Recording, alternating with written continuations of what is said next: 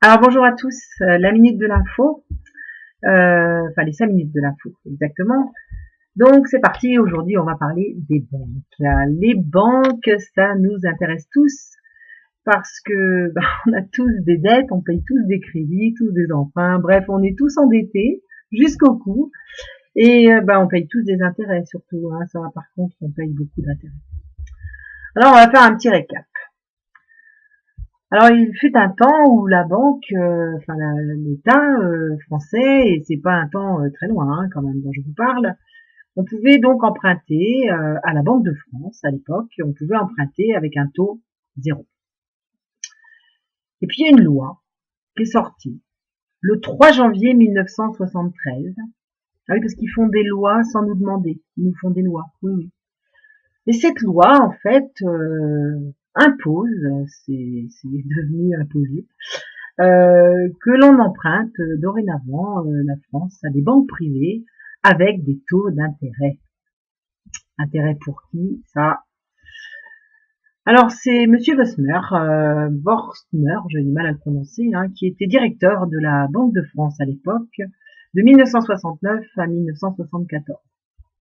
Et devinez quoi, il est issu d'une famille de banquiers.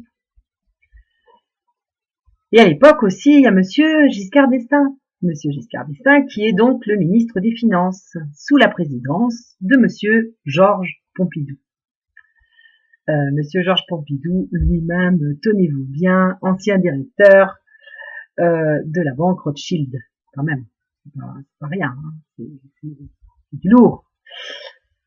Alors ces acolytes là, tous ensemble, ils vont élaborer une stratégie et imposer à l'État français d'emprunter aux banques privées avec un taux d'intérêt. Voilà, c'est ce qu'on paye tous. Hein, pardon, excusez-moi. Et du coup, on se retrouve avec plus de 2200 milliards de dettes. Autant vous dire que ça fait quand même beaucoup. Hein, c'est pas mal. Donc du coup, nous, on paye, on continue de payer, on n'a pas trop le choix. Enfin, on pense, on n'a pas le choix. C'est peut-être des choix qu'on pourrait faire. On ne sait pas trop comment on pourrait faire pour faire autrement. Alors moi, j'ai deux petites solutions quand même.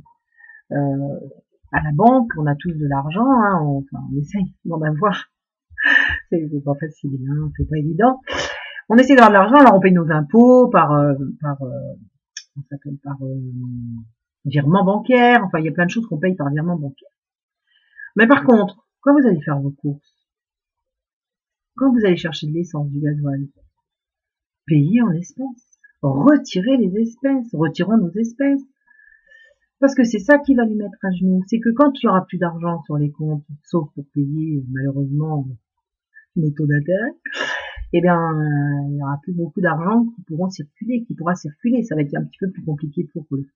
Donc ça, c'est un bon début déjà. Commençons par tous retirer de l'argent liquide. Dès que le salaire tombe, hop, on laisse sur le compte ce qu'il nous faut pour payer les dettes, et puis le reste, on l'utilise pour nous. Retirons l'argent liquide. Parce que dans quelques temps, vous verrez, on n'aura plus de liquidité. On va nous imposer ça aussi. Hein. Là, on nous a fait passer une loi pour nous dire que les 1000, on pouvait pas payer plus de 1000 euros en espèces. Vous pensez que c'est pour quelle raison? Réfléchissez bien. Et puis peut-être que dans quelques temps, dans des temps pas très loin, un jour on nous dira, pour sécuriser les paiements, il y aura plus d'espèces. Ouais, c'est possible que ça arrive ça. Voilà, je vous laisse méditer sur tout ça. À bientôt pour une autre minute, de l'info.